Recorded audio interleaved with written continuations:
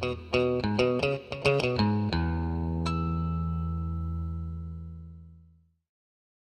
everyone, and welcome to another one of our videos. Today I'm going to be showing you how to replace the map lights in a 2012 to 2015 Volkswagen Passat with LASFIT LED replacements.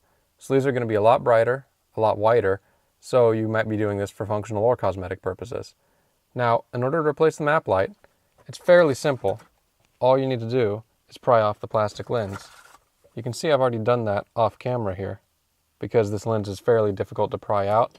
But all you need to do is take a plastic pry tool, work it around the edge. Front edge is where the main clips are, and then the cover will pivot down, and you can pull it forward and pull it out. So what I'm going to do is, now the lights are turned off, I'm going to let them cool down for a little while so I don't burn myself, and pull the old bulbs out and put the new ones in and show you a 50-50 comparison, as well as a shot of what it looks like with both the new bulbs installed and the cover back on. So I'll be right back with a 50-50 shot. Okay, so as you can see, I have one LED bulb installed now. It's a lot brighter and a lot whiter compared to the incandescent bulb. And you'll also notice that I took out the little reflector bowl.